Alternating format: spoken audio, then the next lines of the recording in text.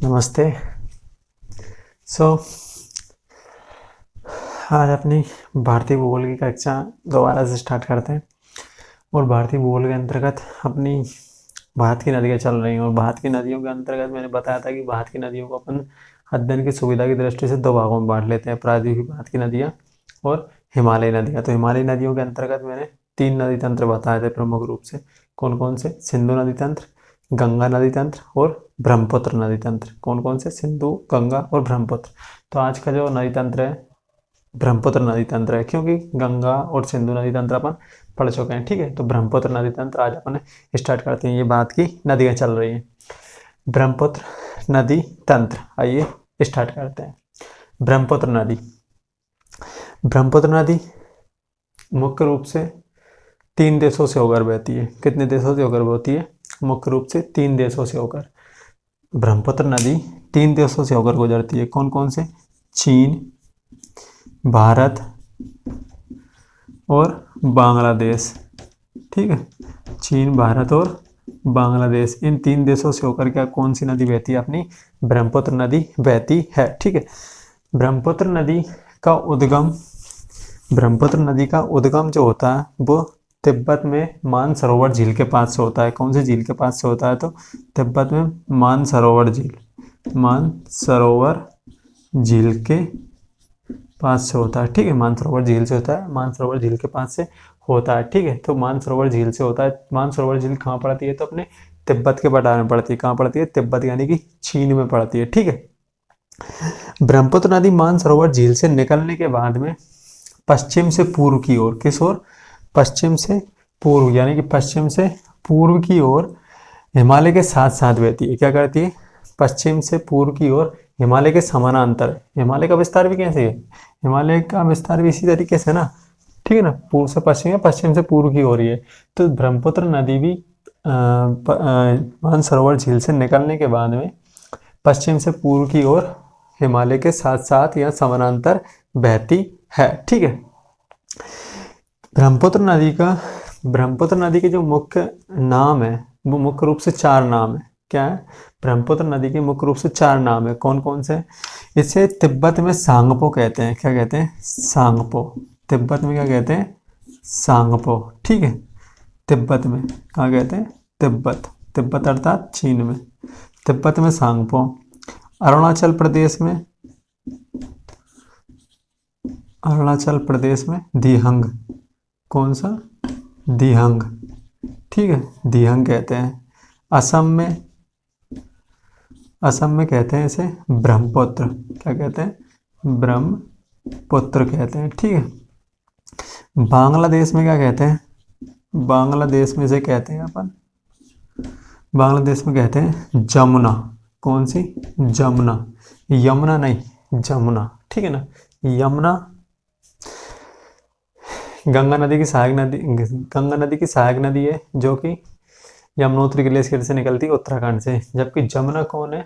जमुना ब्रह्मपुत्र का ही उपनाम है, जो कि कहाँ कहलाती है जमुना? इसे कहाँ नाम दिया जाता है? तो बांग्लादेश में इसे क्या कहा जाता है? जमुना नाम दिया जाता है। ठीक है, तो सांगपो तिब्बत में कहा जाता है थारलुंग जंगबो या सांगपो। ठीक है, थारलुंग जंगबो या सांगपो। तो सांगपो तिब्बत, अरुणाचल प्रदेश में दिहंग, असम में ब्रह्मपुत्र और बांग्लादेश में जमुना। ठीक है, ये क्या है? इसके नाम है। आगे भी आएंगे, मैं बताऊंगा। तो ब्रह्मपुत्र नदी मानसरोवर झील से निकलने के बाद में हिमालय के समानांतर पश्चिम से पूर्व की ओर बहती है। ठीक है, हिमालय के जब पश्चिम से पूर्व की ओर बहती है तो हिमालय की जो अंतिम चोटी है, यानी कि सबसे पूर्वी चोटी कौन सी है हिमालय की? मैंने हिमालय पर्वत पढ़ाया था, बताया। तो हिमालय पर्वत की सबसे पूर्वी चोटी का नाम है नामचा बरवा। क्या है? नामचा बरवा, हिमालय की सबसे पूर्वी चोटी। नामचा बरवा के बाद में क्या करती है? जो ब्रह्मपुत्र नदी है वो एकदम से यू टर्न ले लेती है। यू टर्न लेके किस ओर मुड़ जाती है? दक्षिण दिशा की ओर मुड़ जाती है। किस ओर मुड़ जाती है? दक्षिण की ओर मुड़ जाती है। और दक्षिण की ओर मुड़ने के क्रम में ये क्या करती है? बृहद हिमालय को काट देती है। क्या करती है? यहाँ पर कौन सा हिमालय है? बृहद हिमालय है ना, तो बृहद हिमालय को काट कर गहरे खड्ड या गार्ज का निर्माण करती है। क्या करती है? गहरे खड्ड या गार्ज का निर्माण करती है, जिसे अपन दिहंग गार्ज कहते हैं। क्या कहते हैं? दिहंग गार्ज कहते हैं। ठीक है, दिहंग गार्ज कहते हैं। कहाँ करती है? तो अरुणाचल प्रदेश में। जैसे ये नामचबरवा के पास से यूटर्न लेकर यानी कि दक्षिण की ओर यानी कि भारत में जब प्रवेश करती है तो यहाँ पर क्या करती है, बृहद हिमालय, तो बृहद हिमालय को क्या कर देती है कि काट देती है, और काटने के क्रम में ये क्या करती है, गहरे खड्ड या गार्ज का, जब हिमालय को काटती है तो जो घाटी बनती है उसे अपन क्या कहते हैं, गार्ज या आई आकार की घाटी कहते हैं। ठीक है, तो क्या करती है, दिहंग गार्ज का निर्माण करती है। ठीक है, इसके बाद में जैसे ये नदी यानी कि ब्रह्मपुत्र नदी जैसे ही अरुणाचल प्रदेश में क्या प्रवेश करती है तो इसे किस नाम से जाना जाता है, दिहंग नदी के नाम से जाना जाता है। किस नाम से जाना जाता है, दिहंग के नाम से जाना जाता है। और अरुणाचल प्रदेश में ही इससे दो नदियां आकर मिलती है। कितनी नदियां आकर मिलती है, दो नदियां आकर मिलती है। एक का नाम होता है दिबांग नदी और दूसरी कौन सी होती है, लोहित नदी। दिबांग नदी और लोहित नदी दोनों अरुणाचल प्रदेश से निकलती है और किस में आके मिल जाती है, तो ब्रह्मपुत्र नदी में आकर मिल जाती है। ठीक है, इसके बाद यहाँ से निकलने के बाद यानी कि ये कौन सा क्षेत्र है, हिमालयी क्षेत्र यानी कि पठारी क्षेत्र है। इसके बाद में जब आगे बढ़ती है तो ये क्या करती है, असम में, असम की समतल घाटी, असम एक कैसा क्षेत्र है, समतल क्षेत्र है। क्या है, एक समतल क्षेत्र यानी कि समतल मैदानी क्षेत्र है। कैसा है, समतल मैदानी क्षेत्र है। तो असम की घाटी में यानी कि समतल घाटी में प्रवेश करती है। क्या करती है, समतल घाटी में प्रवेश करती है। किस तरीके से समतल घाटी, जैसे कि इस तरफ कौन सा है, ये शिलोंग पठार है, ये कौन सा है, शिलोंग पठार। ठीक है, और इस तरफ कौन है, तो हिमालय, जैसे कि मानस नदी लिखा है मैंने, इस जगह पे कौन है, हिमालय पर्वत है, और इस जगह पे कौन सा है, शिलोंग पठार है। और बीच वाला ये क्षेत्र है, ये पूरा का पूरा ये क्या कहलाता है, समतल मैदान है। ठीक है, यानी कि एक तरफ ये हिमालय पर्वत हो गया, ठीक है, ये हिमालय हो गया, और दूसरी तरफ कौन सा है, ये कौन सा हो गया, शिलोंग पठार। और बीच वाला जो क्षेत्र ये कैसा है, तो ये एकदम समतल मैदान है। ये कौन सा मैदान है, एकदम से समतल मैदान है। ठीक है, तो बीच वाले जो समतल मैदान है इसे अपन क्या कहते हैं, इस बीच वाले समतल मैदान को रैंप घाटी कहते हैं। क्या कहते हैं, रैंप घाटी कहते हैं। क्या कहते हैं, रैंप घाटी। रैंप का मतलब होता है सकरा समतल मैदान। क्या होता है, सकरा समतल मैदान। ठीक है, सकरा समतल मैदान, सकरा समतल मैदान। रैंप घाटी क्या कहलाती है, रैंप घाटी, यानी कि सदिया से धुबरी तक, यानी कि सदिया, ये कौन सा स्थान है, सदिया से धुबरी तक ब्रह्मपुत्र नदी अपनी रैंप घाटी में बहती है। क्या करती है, सदिया से धुबरी तक ब्रह्मपुत्र नदी अपनी रैंप घाटी में बहती है, अर्थात सकरे समतल मैदान में बहती है। क्या करती है, अर्थात सकरे समतल मैदान में बहती है, क्योंकि इसके उत्तर में कौन है, हिमालय, और दक्षिण में कौन सा है, शिलोंग पठार स्थित है। ठीक है, तो जो बीच वाला भाग है वो कैसा है, सकरा समतल मैदान है। ठीक है, तो आइए अब आगे चलते हैं। रैंप घाटी यानी कि समतल मैदान बहती है।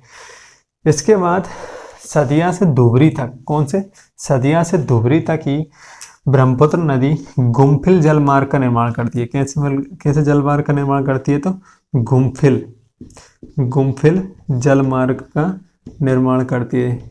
कैसे मार्ग का निर्माण करती है, तो गुम्फिल जलमार्ग का निर्माण करती है। गुम्फिल जलमार्ग का निर्माण का मतलब होता है कि ब्रह्मपुत्र नदी क्या करती है, यहाँ पर द्वीपों का निर्माण करती है। क्या करती है, द्वीपों का निर्माण करती है। अधिकतर आपने देखा होगा कि द्वीप हमेशा समुद्र में पाए जाते हैं, लेकिन ब्रह्मपुत्र नदी एकमात्र ऐसी नदी है जिसमें क्या पाए जाते हैं, भारत की एकमात्र ऐसी नदी है जिसमें द्वीप पाए जाते हैं। क्या पाए जाते हैं, द्वीप पाए जाते हैं। और विश्व का सबसे बड़ा नदी द्वीप माजुली नदी द्वीप है। कौन सा है, विश्व का सबसे बड़ा नदी द्वीप क्या है, माजुली नदी द्वीप है। क्या है, विश्व का सबसे बड़ा नदी द्वीप कौन सा है, तो माजुली नदी द्वीप है। क्या है, माजुली नदी द्वीप है। ठीक है, ये Guinness book of world record में भी शामिल है। ठीक है, तो ये विश्व का सबसे बड़ा नदी द्वीप है और इसे असम सरकार ने जिला घोषित कर रखा है। यानी कि माजुली द्वीप को, माजुली इतना बड़ा द्वीप है कि इसे क्या कर दिया गया है, एक अलग से जिला बना दिया गया है। और जिला बना दिया गया है तो यहाँ पर जो यहाँ की जो मिट्टी होती है माजुली द्वीप की, वो क्या होती है, काफ़ी ज़्यादा उपजाऊ होती है, क्योंकि जलोढ़ मिट्टी आती है यहाँ पर नदी के द्वारा बहाकर लाई जाए।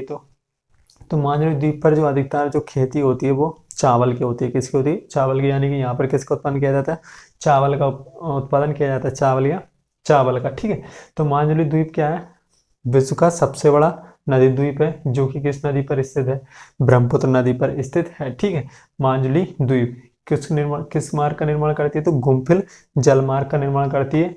और रैंप घाटी में कहाँ से कहाँ तक बहती है, तो सदिया से लेकर धुबरी तक बहती है। ठीक है, इसके बाद असम में ही इससे एक नदी आकर मिलती है जिसका नाम क्या है, मानस नदी। कौन सी, मानस नदी। मानस नदी जो कि भूटान से निकलती है और ब्रह्मपुत्र में आकर मिल जाती है। ठीक है, जैसे ही ब्रह्मपुत्र नदी बांग्लादेश में प्रवेश करती है, यानी क्या करती है, ब्रह्मपुत्र नदी आगे मुड़कर कहाँ चली जाती है, बांग्लादेश में चली जाती है। तो बांग्लादेश में जब जाती है ब्रह्मपुत्र नदी, तो ब्रह्मपुत्र नदी बांग्लादेश में जैसे ही प्रवेश करती है तो इसका जो नाम है वो क्या पड़ जाता है, जमुना।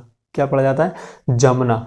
जमुना नदी कहाँ कहलाती है, ब्रह्मपुत्र नदी तो बांग्लादेश में कहलाती है। मिलने का ना, यहाँ जमुना कहाँ कहलाती है, बांग्लादेश में। जैसे ही ब्रह्मपुत्र नदी बांग्लादेश में प्रवेश करती है, इसका नाम बदल कर क्या हो जाता है, जमुना। तो जमुना नदी से आकर आगे एक नदी और मिलती है जो कि सिक्किम से निकलती है। किस जगह से निकलती है, सिक्किम से एक नदी निकलती है जिसका नाम क्या है, तिस्ता है। कौन सी नदी निकलती है, सिक्किम से तिस्ता नदी निकलती है, जो कि जेमू ग्लेशियर सिक्किम से निकलती है। ठीक है, तिस्ता नदी इससे आकर बांग्लादेश में मिलती है। किससे, ब्रह्मपुत्र अर्थात जमुना नदी से। जमुना नदी से तिस्ता नदी कहाँ की मिलती है, बांग्लादेश में। तिस्ता नदी जमुना नदी में मिलती है।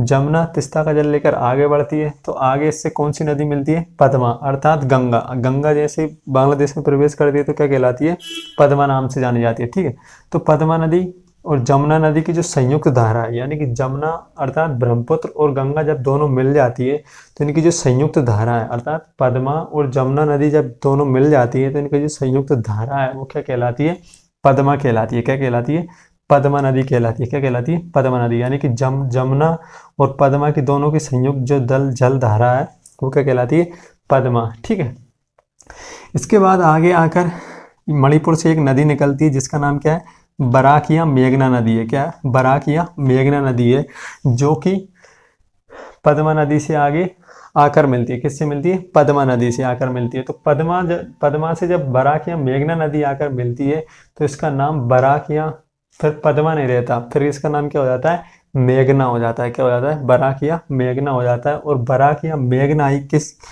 बंगाल की खाड़ी में जाकर अपना जल गिराती है। ठीक है, बंगाल की खाड़ी में क्या करती है, अपना जल गिराती है। ठीक है, बराक या मेघना। ठीक है, तो ये था ब्रह्मपुत्र नदी का। ठीक है, ब्रह्मपुत्र नदी इसी के साथ में क्या हो जाती है, ब्रह्मपुत्र नदी अपनी खत्म होती है। ब्रह्मपुत्र नदी की जो लंबाई है वो कितनी है, तो ब्रह्मपुत्र नदी की जो लंबाई है वो है 2900 किलोमीटर है। इसकी सहायक नदियाँ कौन कौन सी है, इसकी सहायक नदियों की बात करते तो इसमें दिबांग, लोहित, धनश्री, सुबानश्री, जिया भर चुका है। ठीक है, जिया बरेली, पगला दिया, मानस, तिस्ता और पिथुमारी, ये क्या है, इसकी सहायक नदियाँ हैं। कौन कौन सी हैं, दिबांग, लोहित, धनश्री, सुबानश्री, जिया बरेली और पगला दिया, मानस, तिस्ता और पिथुमारी। नाम ऐसे ही याद रह जाएंगे, इसमें कोई दिक्कत नहीं है। पगला दिया, जिया बरेली, सुबानश्री, धनश्री, मानस, तिस्ता, पिथुमारी और दिबांग और लोहित क्या है, इसकी सहायक नदियाँ हैं। ठीक है, इसकी लंबाई कितनी है, तो 2900 किलोमीटर। ये एक अंतर्राष्ट्रीय नदी है। ये कैसी, एक अंतर्राष्ट्रीय नदी है, अर्थात ये 3 देशों से होकर बहती है। कौन कौन से, चीन, भारत और बांग्लादेश। ठीक है, इसके अलावा ये पूर्ववर्ती नदी है। कैसी है, ये पूर्ववर्ती नदी है। पूर्ववर्ती का मतलब होता है ये हिमालय से भी पहले यहाँ पर बहती थी। ठीक है, हिमालय के उत्तान के साथ साथ भी बह रही थी। ठीक है, पूर्ववर्ती नदी है। इसके अलावा ब्रह्मपुत्र और गंगा नदी मिलकर क्या करती है, डेल्टा का निर्माण करती है। गंगा और ब्रह्मपुत्र नदी क्या करती है, डेल्टा का निर्माण भी करती है, जो कि विश्व का सबसे बड़ा डेल्टा है। क्या करते हैं, विश्व का सबसे बड़ा डेल्टा कौन सा है, तो गंगा ब्रह्मपुत्र का ही डेल्टा है, अर्थात सुंदरबन डेल्टा।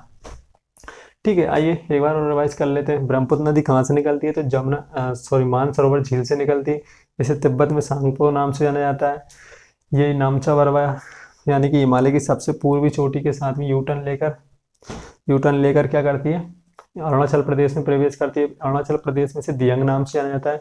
यहाँ पर इससे दो नदियाँ आकर मिलती है, दिबांग और लोहित नदियाँ, जो कि अरुणाचल प्रदेश से निकलती है और ब्रह्मपुत्र नदी में मिल जाती है। ठीक है, इसके बाद में ये असम घाटी में प्रवेश करती है और सदिया से लेकर धुबरी तक ये क्या करती है, रैंप घाटी में बहती है। क्या करती है, रैंप घाटी अर्थात गुम्फिल जलमार्ग का निर्माण भी करती है। रैंप घाटी का मतलब होता है सकरा समतल मैदान। ठीक है, गुम्फिल जलमार्ग का मतलब होता है कि ये एक नदी द्वीपों का निर्माण करती है। क्या करती है, नदी द्वीपों का निर्माण करती है। जैसे कि माजुली नदी द्वीप भारत विश्व का सबसे बड़ा नदी द्वीप है और माजुली नदी द्वीप एक जिला भी है जो कि भारत का एकमात्र नदी जिला है। क्या है? नदी द्वीप जिला है। ठीक है। इसके बाद में ये बांग्लादेश में प्रवेश करती है। बांग्लादेश में यहाँ पर ये जमुना नाम से जानी जाती है। जमुना से एक नदी आकर मिलती है जो कि सिक्किम से निकलती है। चेमू ग्लेशियर से, जिसका नाम तिस्ता है। तिस्ता नदी कहाँ मिलती है? तो बांग्लादेश में मिलती है। और मानस नदी कहाँ मिलती है? इससे असम में ही मिलती है, जो कि भूटान से निकलती है। इसके बाद यहाँ पद्मा नदी मिलती है इससे, जमुना नदी से। और जमुना नदी और पद्मा नदी की जो संयुक्त धारा है वो क्या कहलाती है? पद्मा कहलाती है। पद्मा नदी से आगे चलकर मेघना नदी मिलती है। मेघना नदी क्या कहलाती है? तो पद्मा नदी से मेघना नदी कहलाती है। और मेघना नदी क्या करती है? इसका नाम बदल कर क्या हो जाता है? पद्मा से मेघना हो जाता है। और मेघना नदी क्या करती है? बंगाली खाड़ी में अपना जल गिराती है। ठीक है। ये थी ब्रह्मपुत्र नदी। ये कौन सी थी? ब्रह्मपुत्र नदी थी। ठीक है। ब्रह्मपुत्र नदी खत्म। इसके बाद अपन यानी कि हिमालयी नदियां अपनी अब खत्म हो चुकी है। इसके बाद अपन स्टार्ट करेंगे प्रायद्वीपीय भारत की नदियां। ठीक है। इसी के साथ में प्रायद्वीपीय भारत की नदियां स्टार्ट हो जाएंगी। आज हिमालयी नदियां अपनी खत्म हो चुकी है। तो कैसा लगा ये वीडियो? कमेंट करके ज़रूर बताएं। और वीडियो को पूरा देखा करिए यार, वीडियो को पूरा देखिए। ठीक है ना? वीडियो को पूरा देखिए और जम के लाइक शेयर सब्सक्राइब सब करें। शेयर जरूर करें अपने दोस्तों के साथ में। ठीक है। धन्यवाद। ख्याल रखें अपना और मस्ती से पढ़ें।